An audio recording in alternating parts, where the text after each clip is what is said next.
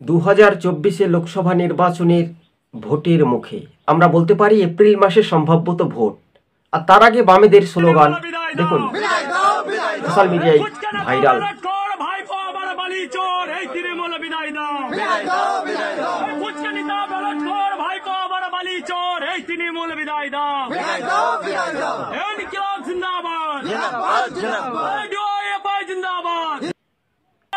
তৃণমূল চুরি করে এই তৃণমূল বিদায় দাও, রাজ্যে মানুষ মরে অনাহারে তবু তৃণমূল চুরি করে এই তৃণমূল বিদায় দাও, ফুচকা নেতা ব্যালট কর ভাইপো আবার বালি চোর এই তৃণমূল বিদায় দাও, ফুচকা নেতা ব্যালট কর। কার্যত বামেদের একসময় এই স্লোগান 2024-এর যে লোকসভা নির্বাচন অর্থাৎ শাসক বিরোধী প্রত্যেক রাজনৈতিক দলগুলো তারা নিজেদের জমি ধরে রাখতে এবার কিন্তু একটা সক্রিয়তা বজায় রাখছে।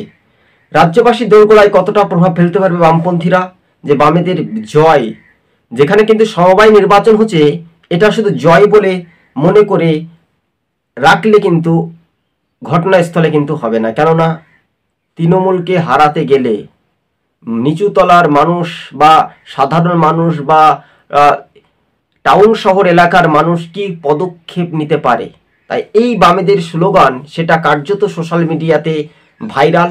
রীতিমতো আপনাদেরকে আমরা সরাসরি সেই ভিডিও ফুটেজটি তুলে ধরলাম, কেননা এই সাদ্দাম শেখ তিনি এক বামপন্থী কর্মী।